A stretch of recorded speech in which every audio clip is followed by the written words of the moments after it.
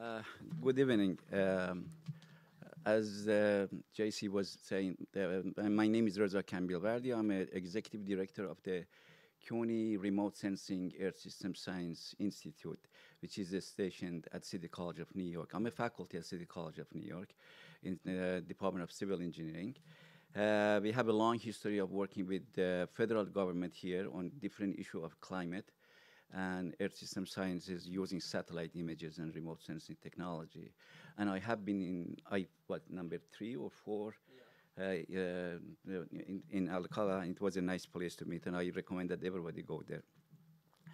Tonight it's my extreme privilege and honor to introduce to you the next speaker, who is going to be our keynote speaker, Dr. Kaveh Madani. Kaveh Madani is a globally recognized environmental scientist, educator, and activist who has been working at the interface of science, policy, and society. Professor Madani is now the director of the United Nations University Institute for Water, Environment, and Health since February 2023. So that's basically 2 months ago. The institute is one of the 13 UN university institutes located in 12 countries that contribute to efforts to resolve the pressing global problems of human survival, development, and welfare that are the concern of the United Nations, the people, its people, and its member states. The institute contributes to the resolution of pressing global water challenges by synthesizing existing scientific knowledge, conducting cutting-edge research, identify emerging policy issues, and developing on-the-ground scalable solutions. Dr. Madani is also a research professor at the City College of New York and affiliated with the CUNY-CREST Institute. Prior to this, he has held position at Imperial College of London, Henry Hart Rice Senior Fellow at the Yale University MacMillan Center for International and Area Studies. Dr. Madani has over 15 years of interdisciplinary research and policy-making experience in water management, climate change, and environmental justice. He has held high-level policy-making experiences, including the Vice Presidency of the United Nations Environmental Assembly, overseeing the global high-level decision-making body on the environment. He has also been involved in the negotiation over the implementation of the Paris Agreement as a lead negotiator and head of delegations. He has served as PI and co-PI of many grants and research projects funded by NSF, EPA, NOAA, and European Union, more than $20 million of those grants. He works at the interface of science, policy, and society, and has held academic position in natural sciences, social science, and engineering departments at the world-leading institution. He has authored more than 160 articles in refereed journals and conference proceedings, and has supervised more than 50 master, PhD, and postdoctoral scholars. He had his master's degree in civil engineering from University of Tabriz in Tehran, in Iran, and a master of water resources degree from Lund University in Sweden, and a PhD in civil and environmental engineering from University of California in Davis. Please come to the podium. It's my honor to introduce him.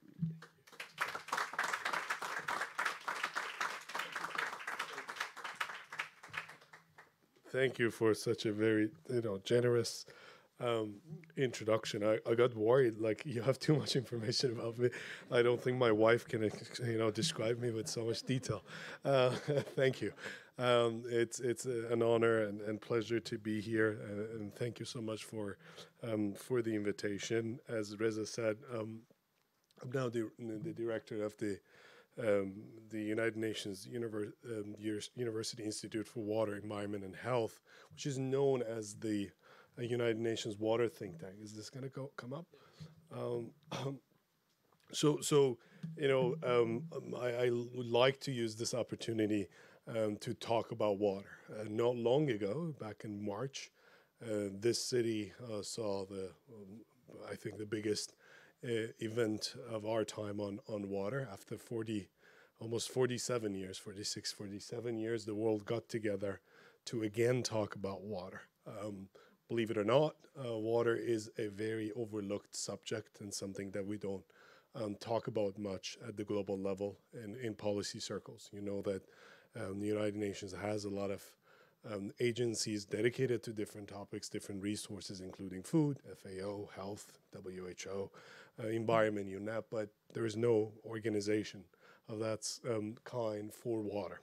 So we are increasingly seeing that water is becoming more and more important because we now are failing big time in many places in the world.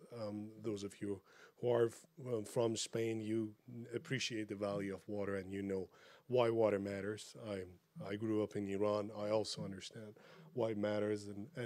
But the problem is a global problem, and I think it's just a good chance for us to review what is happening and how these issues are interlinked and interdependent and very, very much hard or maybe impossible to solve. So at the global level, we are dealing with the problem of water bankruptcy.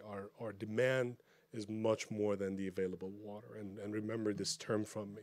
We started with our checking account, surface water, and use the water to the extent possible. We divert the water, we built dams.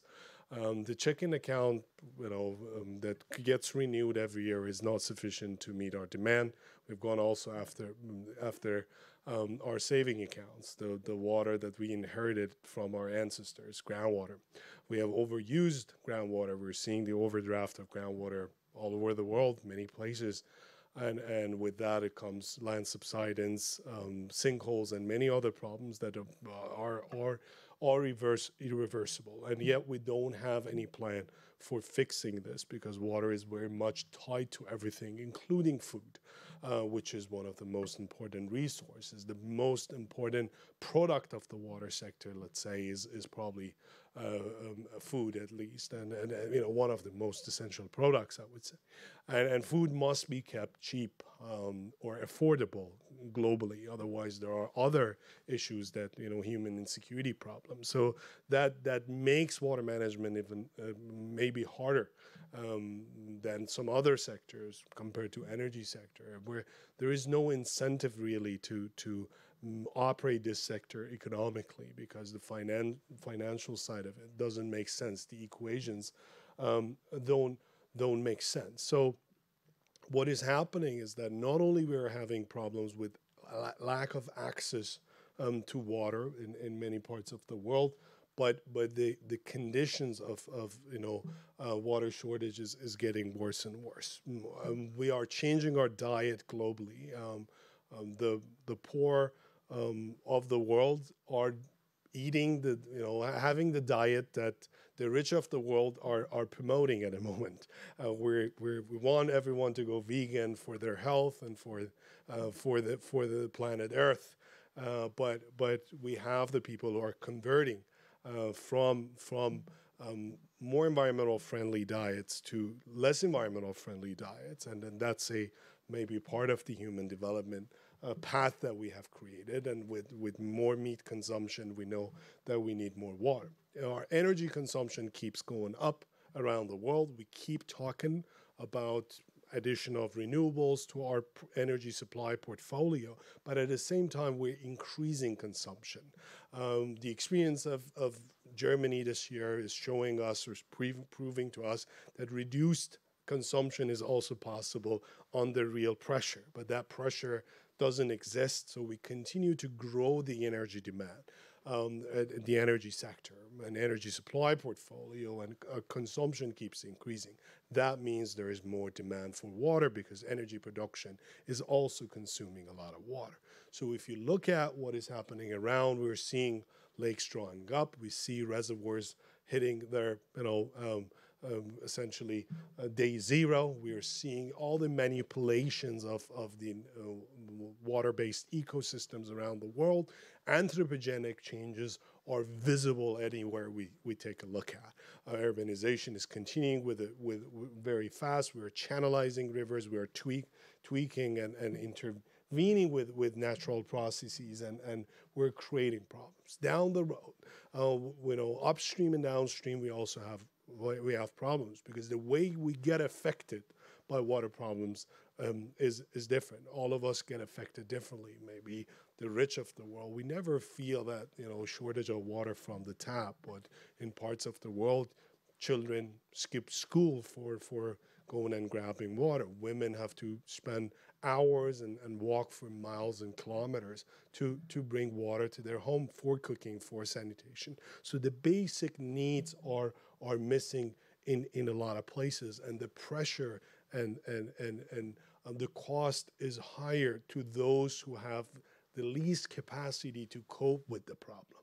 That is, something that we are increasingly now talking about, the justice element. But this is a very, very unjust equation. And I think, we talked about the pandemic. So the pandemic, I think, proved to us how this issue of injustice can play a major role. The poor of the world got vaccinated later. They had more losses. More people died. No one cared about it. Even the rich nations were fighting over vaccines, masks, and so on. And at the point that the poor needed the help, there was no one there to help them. Farmers rely on water for their livelihood. 70% of the world's water goes to the agricultural sector to produce food, that cheap product that I talked about. Farmers are the most important stakeholder, or the most important group when it comes to water management. They control 70% of the water. Now, that water is their life. Water is their livelihood. Not only they farm to eat food, but also to make a living. And if there is no water, there is no job, there is no income, and lots of other things can happen. This is a group of people for which we have no real plans. This is a political economy problem. For countries to address this issue, not only we have to think about food security and food production and food supply chains around the world, but also about other alternative jobs and alternative modes of livelihood for these people. And the poor economies can't afford actually moving the pressure from the agricultural and farming sector to other sectors and creating jobs in industry, service, and other sectors, because they're poor. The gap is there, and they can't cope with this situation. So when they lose life, they have to migrate. When they migrate, their living conditions will change. We see more inequalities. We see marginalized societies and communities. And with that, we see wars, conflicts, and many other things, more tension as a result of that. If you look at the way we consume water around the world, we also see a lot of inequalities. The way, this is how, if we change the size of the country, the countries according to their water use. Look what happens to Africa and South America, and look how big North America is, how big Europe is, and how big some other populated areas of the world are. Why is that? Because our lifestyles are different. The rich can afford using and wasting more water, and that's another inequality. And where do we use most of this water? The rich end up using more of this water either in their domestic sector or their industrial sector. Now let's switch to the food side and see, when it comes to agricultural water use, what happens. The map looks a little different. Again, the poor and some emerging economies are the food providers to the world. They're supplying food to us. They're giving food to us. We saw this year, recently, what happened with the Russian invasion, right? How the invasion of Ukraine affected food supply chains around the world. Again, the rich afforded it. They could come up with some solutions. Maybe the price went up and there was a solution. But there are countries that are suffering from hunger, nations suffering from hunger just because of this sort of perturbation of the food supply chain. So essentially, we sell technology and service to the rest of the world and buy cheap food from them, which that cheap food we're importing their their resource. And then that's pretty much about a lot of other things. And we don't pay we don't really pay the full cost of what, not labor, not resources, and so on. And it's a very unjust situation. As a result of this, we are seeing what is happening to the ecosystem. Wetlands and lakes going dry. This is a famous Lake Urumia in northwest Iran. Similar story of Salt Lake in Utah, or Aral Sea and in the Soviet. So similar story. Again, increased consumption upstream, and then a lake and a wetland that goes dry. This was one of the largest hypersaline lakes in the world. Ecosystem gets affected, and now we are dealing with a problem that will be one of the major problems of the 21st century, environmental problems of the 21st century, that yet we don't even speak about, and that's dust storms. This country, we have seen, dust storms in the previous century, very big, even forced people out of places, migration, and change of business and land use. But unfortunately, in many places, the socioeconomic context is such that such a change is not feasible. So people have to stay in areas and they get exposed to dust storms. And I have experienced dust episodes when the dust comes. Not only you get affected, health-wise, that's true, but these dust particles can shut down electricity grids when they sit on the grid. As a result of power outage, then you can get water outage, so water utilities stop functioning. So then you have a city that is shut down and no function. There is no function, and dust is all over the place. And it's not easy to move people from one location to another in these situations. We increasingly also talk about wars and conflicts as a result of a water shortage, water bankruptcy, and these things. Some go so far that they even think that drought is the cause of the Syrian crisis. I don't think that it is true, but yes, drought is a catalyst. And when farmers lose jobs, any government anywhere in the world gets frustrated and nervous because revolutions can happen and chaos can come. Now, climate change here has a major role as well. The question is what role it has, like how much climate change is contributing to this. If you talk to a lot of decision makers, actually climate change is a way to, is a good excuse to not to be accountable, because you can blame all these problems on climate change and simply say that the lake went dry, the river dried up, and we have no water because of climate change. Unfortunately, this is a situation that we are seeing. And on the other side, some of us in climate sciences, we use any opportunity to get attention to climate change. So we see somewhere going dry, a lake that is going dry, a lake that has dried up, we immediately climatize the situation and the problem to get attention to climate change and call for action. And as a result, again, we are not really helpful because we're missing the real cause. So what happens is I think it is very important for us, if we want to address water problems and other problems related to the environment and sustainability of humans and human security, we have to also understand the role. So climate change in a lot of cases serves as a catalyst. It's exacerbating the situation, it's speeding up the processes.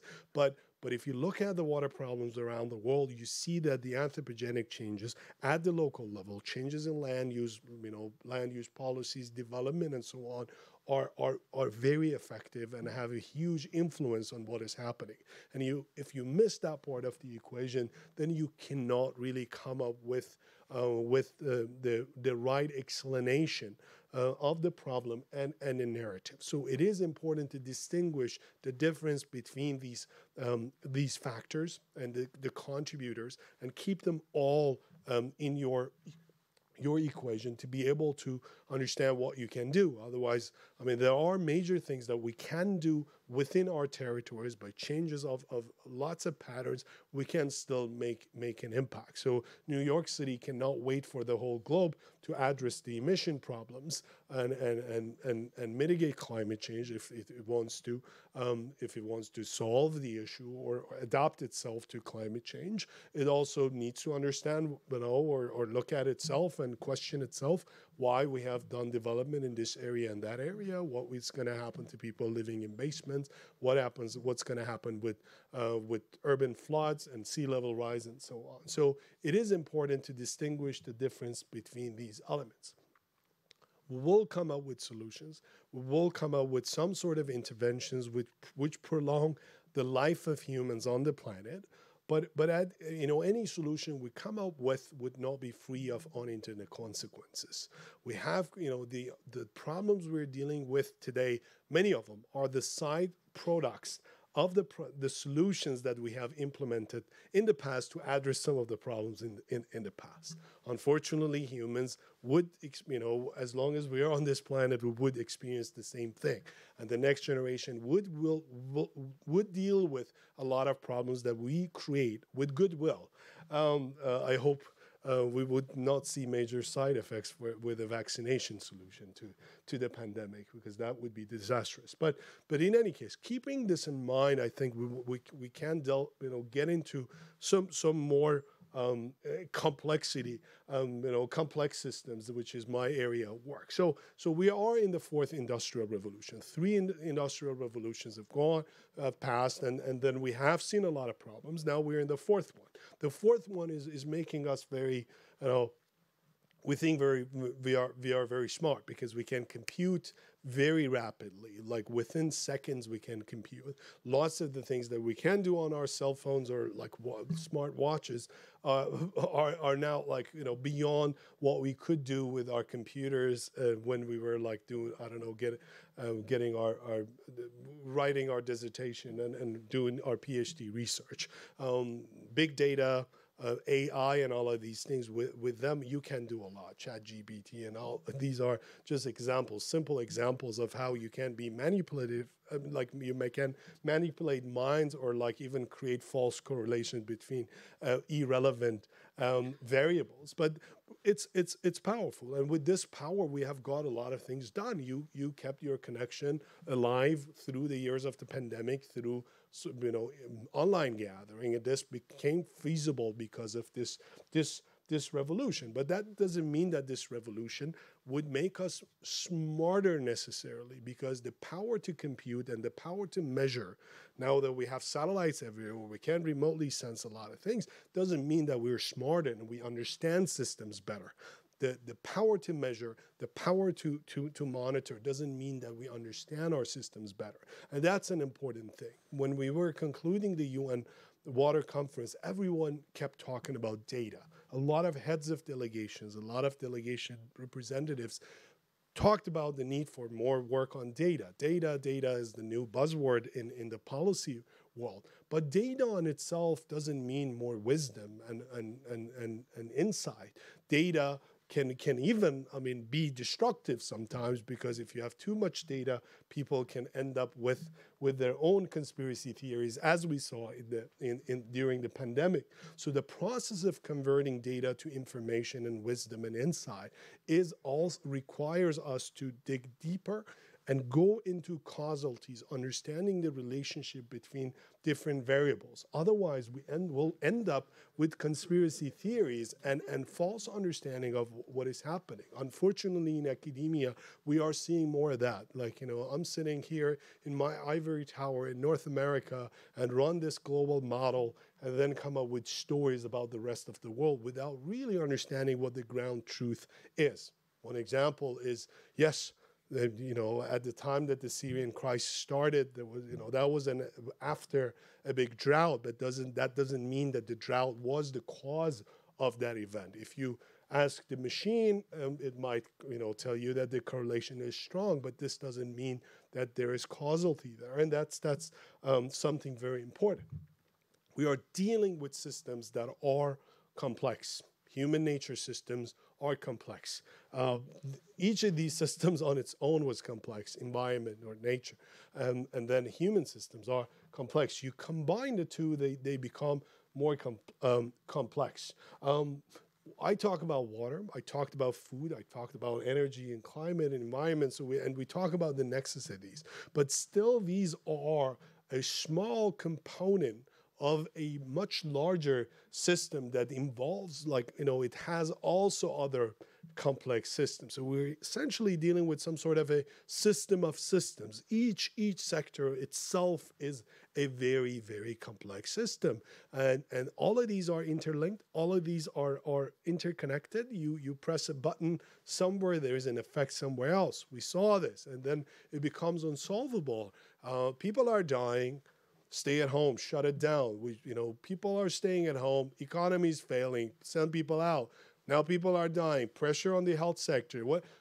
And now still we are dealing with the consequences of that situation. No one still knows what the best sequence of actions would have been and what the best timing for taking actions and decisions would have been. Countries had different initial conditions and different boundary conditions and implemented different policies. It's really hard to really compare, and yet we don't have an instruction of what was good. But something was global. We realized that at the time that our health was had problems and we were at the risk of death, we didn't care about the environment. The world stopped talking about climate change and the environment and so on. I remember at the beginning when it had started, I remember reading op-eds in The Guardian, in some leading papers, written by climate activists and some environmental activists, blaming the international media, why it's paying so much attention to this flu-like disease that is not killing more people than air pollution. So they were saying that by paying more attention to this problem of the global South and China and East, we are, marginalizing the climate and environmental discussions. These are the things written by the rich in countries where we have the bandwidth to think about 50 years from now. We don't have to think about what we are eating tonight and what our children are going to eat tonight. We don't have to worry about our shelter and other matters. But what we saw was that at the global level, after this came to the West, after then Europe and North America got into it, then no one talked about the environment, and that is a fact. We have to understand why a lot of people cannot think about the environment, why a lot of policymakers and nations don't care about the environment, or if they care, they cannot take action on it at the moment because they're dealing with a lot of things.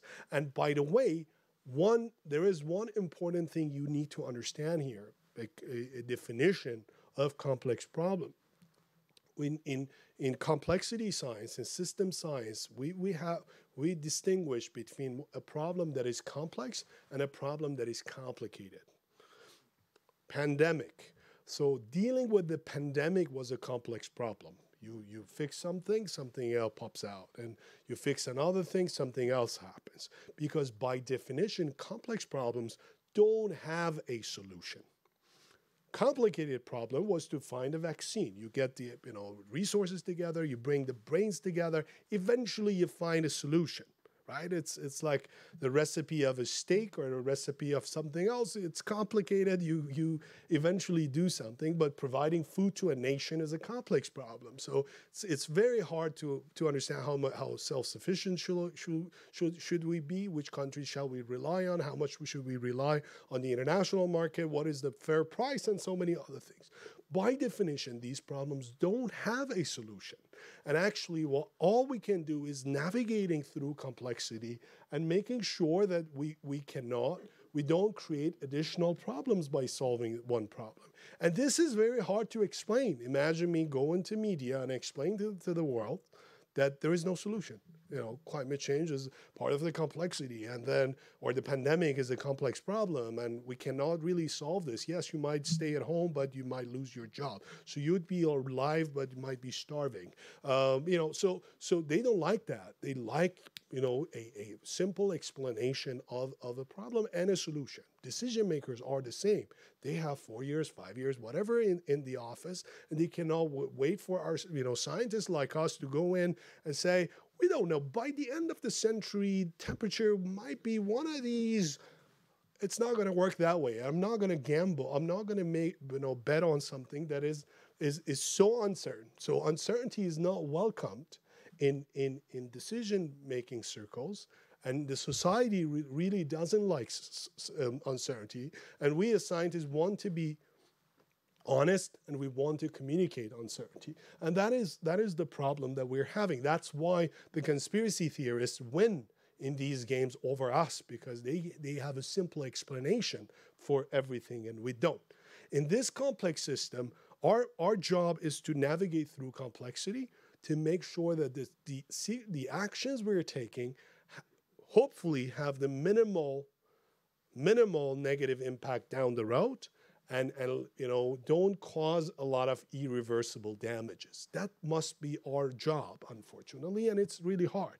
Another thing we need to understand in this game, I'm a game theorist, I explain to my students always that, remember, behind every bad decision, there is a good reasoning. Someone had a reason for that.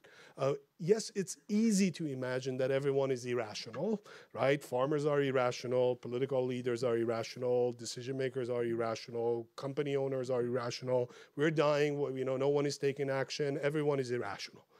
That's a way of looking at the world. The other way is like everyone is rational on himself or herself or themselves. So everyone has a rule and a logic and a reward system and a utility function. If you want to address the world's problems, your job is to go and find out the good reasons behind those bad decisions, the decisions that you perceive as bad or negative. If you want to change the attitude, you have to dig deeper and understand why people are making those decisions. And if you do that, you realize that if you are in the shoes of the farmers, you'll keep pumping your groundwater also. And I've done that a lot of times with students with games. When I play games with students, they become farmers. And we're like, in our online game, they're pumping groundwater, sharing groundwater, some surface water. And I'm the god. I rain for them sometimes, and sometimes I don't rain. And then as soon as I say their profit in this game is their assignment grade, they become the most selfish people on the planet. And these are the people who 10 minutes earlier were lecturing for us about sustainability and so on. So you put them in those situations, and they realize that the institutions sometimes dictate this situation. Talk is cheap, and I included my photo there because I was one of those. And I have been, we go to meetings, we make promises, empty promises, and we want, ambitious targets are set. No one talks about the pathway to change. We have no shortage of projections of what can happen by 2050s, 2100, and so on, climate related. Still, remember, none of those projections included the pandemic, really. So that shows how much we don't know. But we don't talk about the pathway to that change. How do we do it? Yes, it's easy to say, stop using fossil fuels and use renewables and change the energy price, stop farming in these areas and import food from somewhere else, and the problem would be solved. But the markets don't follow, and a lot of things are not like that. So that brings us to another thing. That's the first paper, I think the most important or first paper I wrote after politics. And that was about I wanted to think about how policymakers prioritize problems, because you have a few years and you have lots of problems. If you're in a developing world, more problems. But even in the global north, lots of problems. Short time, short. Insufficient resources. Then how do you prioritize things? I use the Eisenhower matrix to explain the situation. If you tweaked it a little bit, Everything is based on relative importance and relative urgency. I mean, you can use this, by the way, for your daily decisions, or like, but so if something is not both very important and very urgent, you somehow delay, like, action on it. So let's plan for this. We're going to prepare for it. Let's have a contingency plan and some sort of adaptation plan in place. And we keep talking about it. Or delegate it, give it to someone else, or take no action. Climate change, despite all the things we have talked about, most of the time for the society, not like, as a whole, not the younger generation, not people. It's something that we consider important, right? We're talking about society, not the scientist community. Relatively important, relatively maybe urgent, but not the most urgent thing. And it's not the most important thing. It is if I have a house and I have no problem with income and I have my food and all of that, I can think about 50 years from now. But if I'm starving, if I'm in the middle of a war, I can't think about those things, and it's a different game for me. So for this to become both urgent, and very important, unfortunately, we rely on extreme events. So there's a wildfire, there's a flood, there's a major drought, then we talk about this. And as I said, even sometimes our narratives are wrong because we blame everything on climate change. That could, maybe the water shortage is because you didn't do your reservoir operation properly. But it's a good opportunity to get attention to an extreme event. And that is what happens in policymaking. The political cost of big decisions drop during extreme events. So then a lot of politicians are willing to make those changes, and some reforms become feasible and possible that cannot be implemented at any other time. The reforms related to energy were possible in Germany under the pressure of Russia, and the same were not applicable before. How come a nation that could save, 20% or more during 1 year never worked on energy consumption reduction, and it worked a lot on supply increase, but not on energy consumption reduction? You shut down nuclear, you shut down this and that, but not coal and so on, but not energy consumption reduction. So that is feasible, but only when you're under pressure, because increasing the prices makes sense. You get the society ready, and lots of things happen. The other problem, the problem with climate change is, except for those episodes where there is some attention, the other problem is like we don't know. The uncertainty is huge, so we don't know when the tipping point is. We don't know what the limit is, and if I don't know the limit, I have 4 years in office, I'm not going to make the craziest changes and the craziest reforms, because those are very costly politically. And politicians are smart, by the way. We can't call them irrational. They're there in office, and their biggest win is to stay there longer, stay in the business longer. They don't come in office to make that big decision for the humanities. If they do, they have a very short life, right? They don't either get elected at the first place, or if they come, they have a short lifespan. So lack of the tipping point and this huge uncertainty that we have about what's going to happen tomorrow and the day after tomorrow makes decision making harder. Environment is the same thing. Maybe we have talked a lot about climate change, but not much about environment. Water, which is my world, what I dedicated my career to, is the same thing. It's never the most important thing. Compare it with the pandemic. The pandemic was clearly both very urgent and very important because it was killing people. We lost loved ones. I lost my grandfather. I lost cousins, vaccinated or not vaccinated. They're gone, and you see death. Death is real. People are dying. Even the environmentalists, even those who wrote those articles, probably tried to get vaccinated. They were not willing to die for the planet. It's helpful, right? You can argue, but they didn't, because humans want to survive. We try hard to survive, and we are selfish. We're all self-oriented. All the things we are talking about, the planet would would exist without us. We want to exist longer. But this is the situation we had about the pandemic, which doesn't exist in other situations. We create a window of opportunity after every disaster.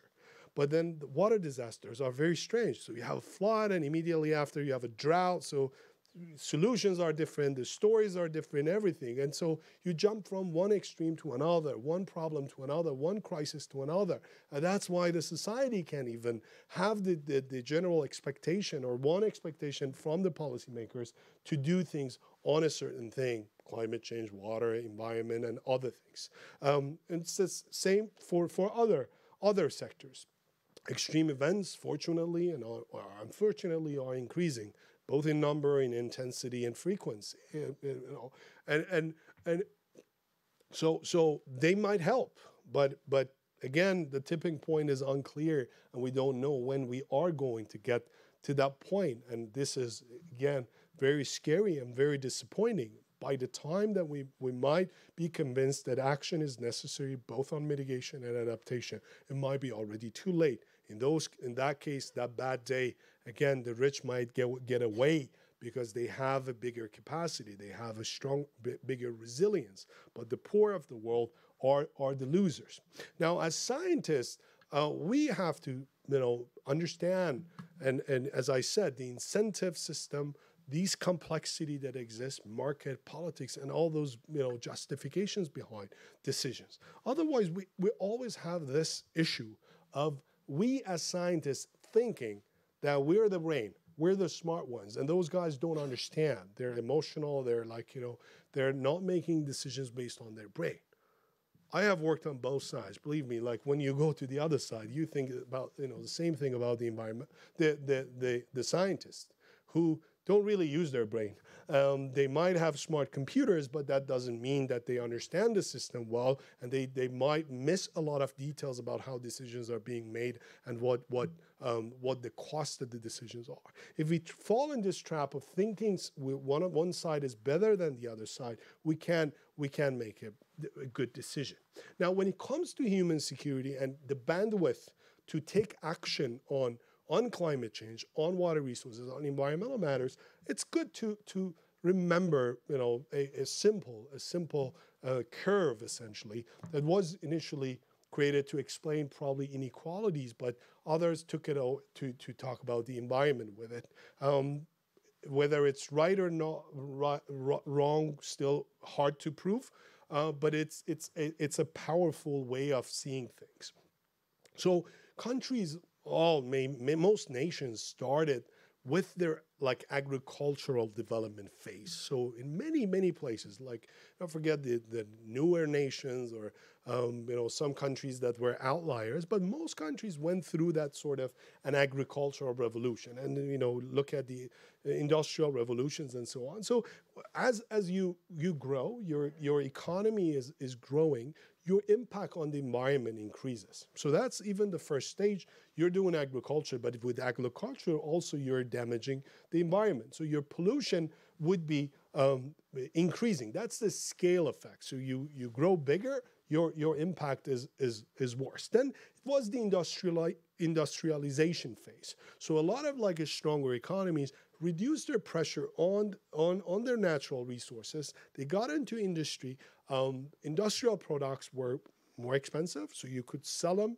And as I said, you could trade them, right? Buy the cheap stuff, sell the most expensive one. This is more productive. This is more efficient economically. Still, though, the growth continued. So pollution, more pollution, continued. So, but then at some point, technology helped us with better efficiency, and with not only that, we also were able in many countries to reduce to invest in cleaner sectors and service sectors, right? To the things that were too polluting were sent to the other places. Like we assembled, we created assembly lines here, but like, the dirt and the pollution was left over again for the global south in many cases. We're even doing that with electric cars, by the way. So then the tipping point is possible. Some countries have got there, and some countries are in the process. So kind of reducing the pressure of your economy on natural resources becomes feasible with more wealth, more income, and better, further economic development. Now, once that happens, then you can be hopeful that increased GDP doesn't necessarily mean increased pollution. That doesn't mean that, not every country in the world is in the green zone of this curve. Even many countries in the global north are not in the green zone of that curve. So the issue is that they're still trying to deal with some other problems. Now, if you're a country under sanctions, if you're a country in a war, if you're a country in a conflict and so on, you can't really spend money or don't have the bandwidth to go toward more industrialization or greening your economy and investment in the green sector. What happens is that a lot of your resources would be dedicated to deal with this conflict, sanctions, and so on. You become even more resource exhaustive. You sell raw material to just create jobs, to pay people or bribe people so they shut their mouth up. So in that situation, you can't really get to that tipping point, and you'll continue that. And I'd like to share personal stories with you. This is, one of the ministers of Afghanistan, the former government. And I remember at the time of the pandemic, I was talking to him. I wanted to, understand what the situation is. And in a lot of cases, I had interactions with him, like we were negotiating over transboundary systems with each other. Very smart man. But I remember when we were I was talking to him about the pandemic. His situation was different.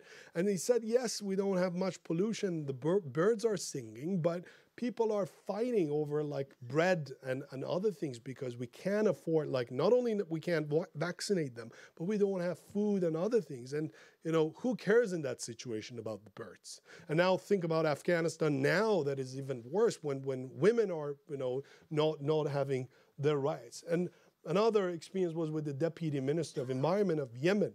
And the same conversation, we were thinking why the world doesn't understand the situation there. Well, how can you expect the Yemeni minister to think about the climate change and other things in the middle of a war? And he was telling me that he has written a letter about one endemic tree that in the war zone that the fighters were burning, and people were laughing at him because for the even the ministry for the last 6 months they were not able to pay the salaries and so on.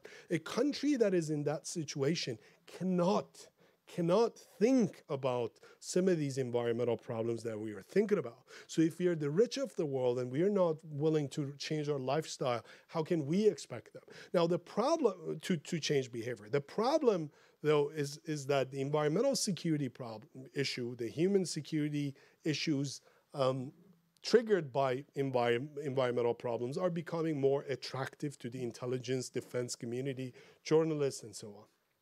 But what we are suffering from is the issue of linear thinking. In natural science, engineering, and everything, we are trained to think linearly. They tell us what the problem is, and so present situation, what we want it to be like, so that defines our problem. We come up with a decision to alter the environment, and that's done, outcome. But that's what we did, and that resulted in all these unintended consequences of the previous revolutions. Same applies to environmental problems. We think about climate change, we think about environmental degradation, all these things, and then we say there are security impacts, human security issues, right? But I shared with you the examples of Afghanistan, Yemen, and other countries. Is it only this side that we should care about, or there are other things that we think we need to care about? As a person coming from the global south, as a person who has functioned in the global south in a high level policy position.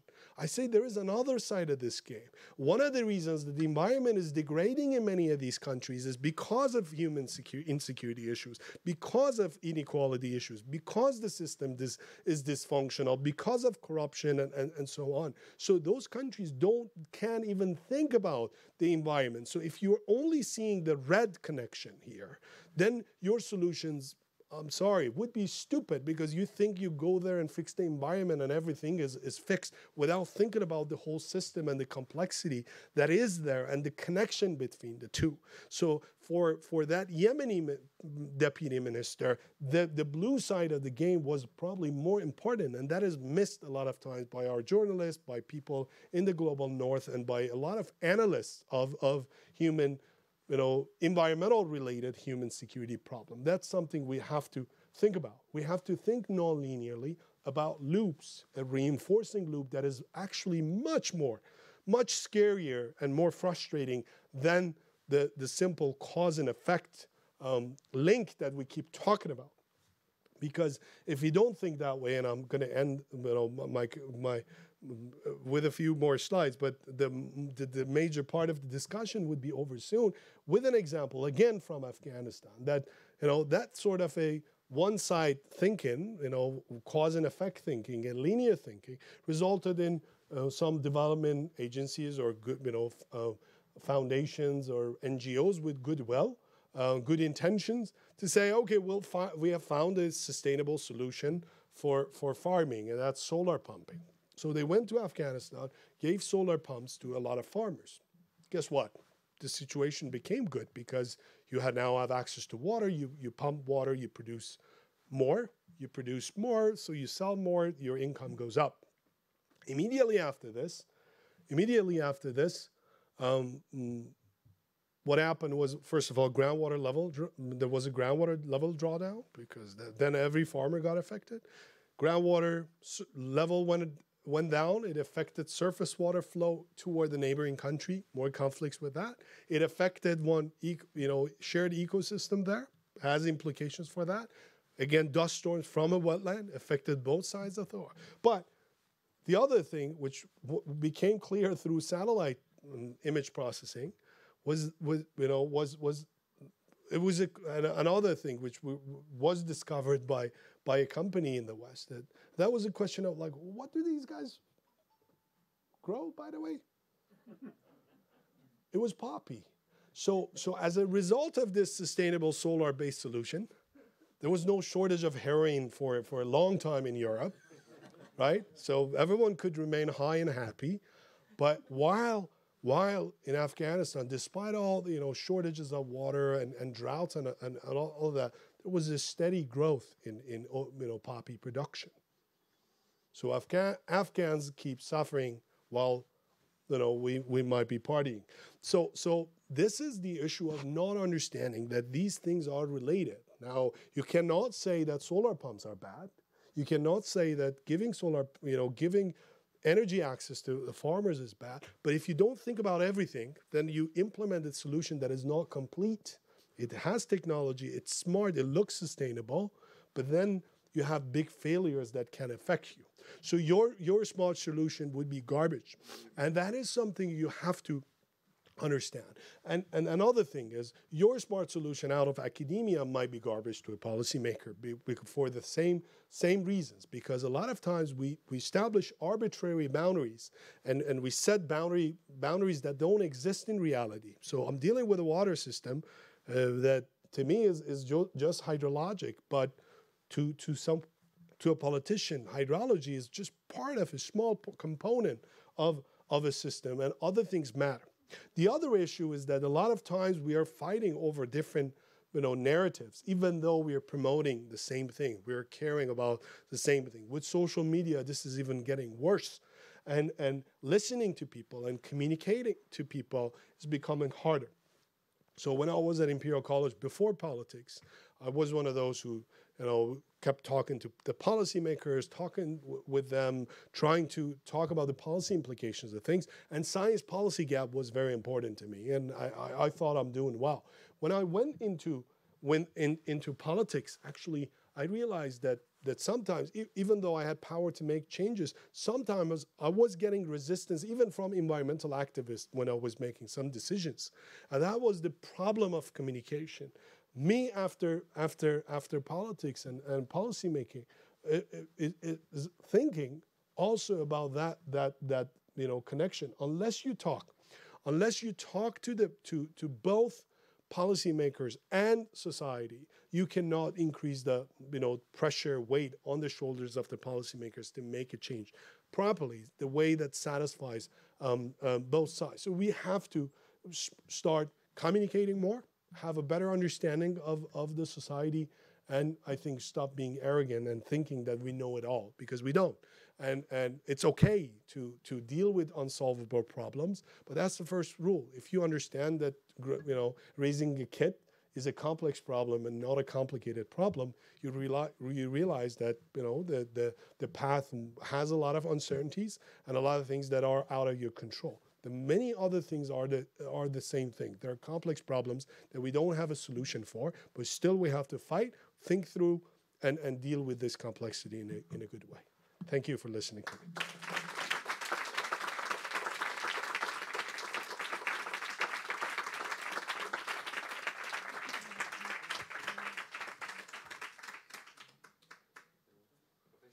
don't know if you will take some questions. Sure, absolutely, yes.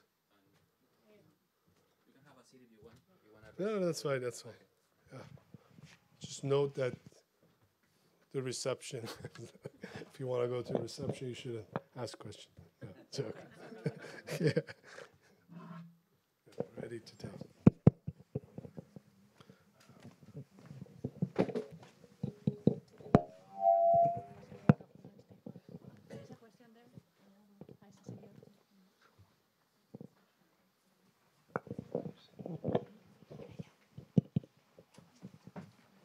Many thanks. Congratulations for your presentation. It has been brilliant and alarming at the same time. One question. What is your appraisal of the conclusions of the United Nations Water Conference, which has taken place very recently? Stupid solutions, as you said, quick fixes. Is this what you expected? So a very, very good question, because I even have seen articles written on criticizing this the conference. I think your conclusion depends on your expectation from the conference. Going in as a former person in those games, and as the head of I took one delegation there. I didn't think that we would solve the problems by the end of that conference. I knew that conference would not result in anything that would create obligations for governments, because that was not supposed to happen. It was a moment for thinking about water. It was, I think, promising in that regard. It sets the stage for taking action and changing some of the narratives. But if I want to criticize it, is one side is many participants didn't even know how it works. Lots of young participants were there, by the way. That's more, on one side very positive. On the other side might say why they didn't have realistic expectations. Lots of academics were there. Again, people with not much prior experience of these things. But remember, like, sometimes big things might come out of these things, and that would be if 2015. I don't think we knew that Paris would be feasible, and we're in 2023. Still, we haven't reached the goals that we set, and that was also the concern back then. But the world thinks differently about climate change. So on a positive side, I think this event was very promising in reminding the world that water matters, reminding the member states and the UN that we don't have a strong mechanism for dealing with water. We have UN Water, which is just a coordination mechanism, but we don't have any agency dedicated to water. As a result of that, we'll have a special envoy dealing with water. So the Secretary General would have that. So that would be a positive step forward. But I don't, unfortunately, expect a lot to happen meaningfully Another thing is that SDG 6, it was a good moment for SDG 6. We reminded the world, my institute, we published a report on the second day on global water security, first assessment actually done at the global level, showing that we are so off track, and that the lack of progress on SDG 6 can affect the progress on every other thing. So because of these interlinkages, we can really deliver on the SDGs by 2030. We also had a lot of promises and commitments that were made. If you notice, there were that was a chance. Again, a lot of empty, ambitious promises, a lack of financial resources, because people keep talking about targets. No one is interested in the pathway. Or few are interested, I should say. Okay, thank you very much for your great presentation. I have a question. I don't know if you are familiar with the position with the new Colombian president, Gustavo Petro, about the global problem about the weather. So he tried to be a leader in the protection of the Amazon basin and the water sources in Latin America, and he's trying to change the national debt for protection of the Amazon basin. However, there is a big opposition of traditional fossil fuel producers. And I don't know what is your position? The question is, what is your position about progressive policies in order to protect the environment against this global economy that try to keep the economy running in the same way? I mean, of course, I support any sort of progressive action that would benefit humans as a whole.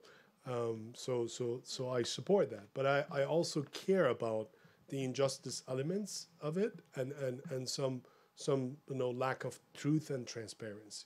I give you an example of what is happening with the electric vehicles in the world. I drive an electric vehicle. So we're arguing that for the gasoline-based car, diesel cars are not good, polluting and so on, bad for climate change. Yes, okay. So we're selling electric cars to people. Where does lithium come from? If you look at what is happening to Bolivians, I mean, a colleague of mine last year in Sweden, she shared some results with me. She said she's afraid of, she's not willing to share those results outside the room. They had gone to the lithium mining area in Bolivia, and high elevation, very hard place to work. Locals, one of the first things they have lost is access to quinoa because the price has gone up, and all of a sudden we're very interested in them. So their local food is gone. It's unaffordable for them. She says, we see the pollution level, and then we compare it with the WHO standards. My hypothesis is that this place is a lot. We have to see a lot of cancer. She was showing to me when they did the analysis, these bodies had transformed. Essentially, they were not similar to other humans that they had studied. First of all, so as a result, there was no cancer. So no cancer record. Wow, that's interesting. But life expectancy is 40 years. People die before they develop cancer. Now tell me that this is a fair solution. I don't want to be a conspiracy theorist, but we have one side that is interested in fossil fuel profit. We know that is there, and it's clear. There is another side which also has profit and doesn't care about what happens to. So we might be taking pressure from the Middle East to South America or other poor nations. So again, we create these things. Now, when I come from Iran, right? We see some climate activists keep talking about, these 10 companies in the world, 20 companies in the world make this much of the GDP of the world at the expense of climate change for the rest of the nation. Then I look at the list. Iran Oil Company, Iraq Oil Company, Venezuela. What is the condition for these people? Look at their nations. What are they, what is their gain? What was their gain of this? I mean, dictatorship in many places, pollution, polluted oil, polluted soil, polluted air, cancer, all of those problems. Injustice is there, and other nations have made progress. And then now you're saying you have to stop doing, stop extracting oil, and you should pay for it.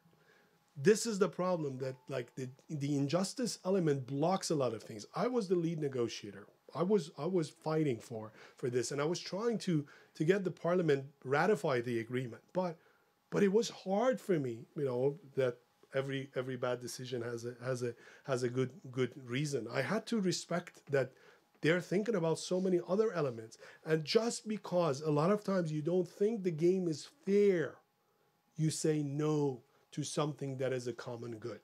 We know this is a good solution for all of us, but it's not fair. My share of this is not fair. I teach game theory. Say, I have to the student, I have $1 in my pocket, you have $19. There is that cake that we're both dying to eat, and its cost is $20. If we don't put our money together, we won't have that cake. Okay? We won't get. How much of that cake are you willing to give to me? I want 50%. Most of them say no, because it's an unfair solution, right? But we both lose as a result of that. A lot of times it's this case. So Brazilians, when they come to the climate change negotiations, the question is Amazon their good or it's a global good? So then it's like, okay, don't touch that, because it belongs to the all humans, and we're not going to pay you.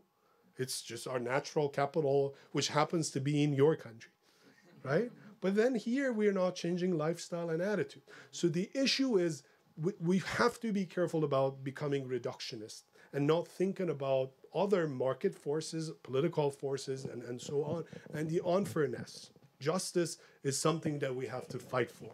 And I think we all can do a bit of that as scientists. We have to care about what's going to happen to the poor as a result of these changes. And consumerism is a major cause of a lot of these environmental problems. Still, we measure success of the nations with GDP. Production, increased production means success. Increased production, to get there, you need increased consumption, right? So we have Amazon and others that encourage you to buy a lot of unnecessary things, and you get addicted to a lot of these things because they have to sell.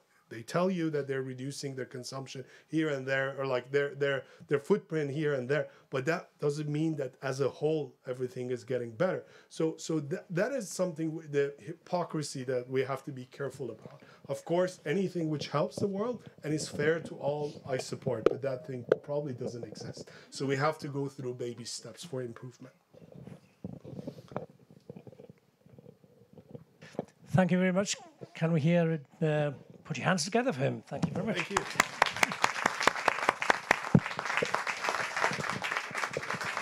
Sorry, I've just been thrown a microphone. I just said, this is my opportunity now.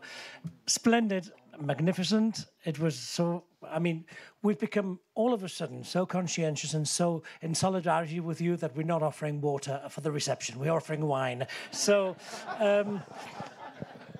just a quick reminder, don't forget that there's loads of things happening tomorrow morning down at CUNY, but City College of New York.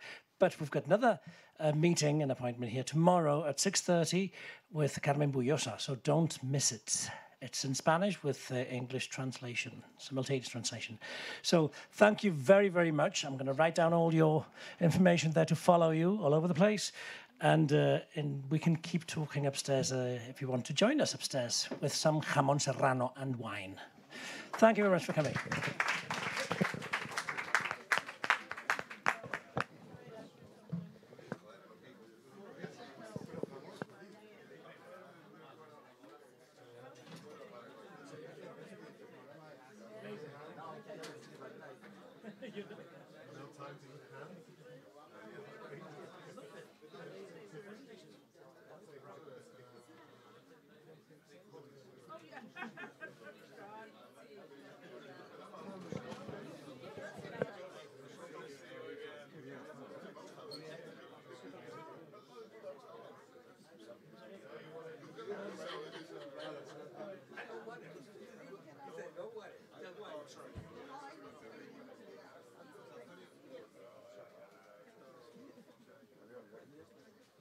could write it and say it.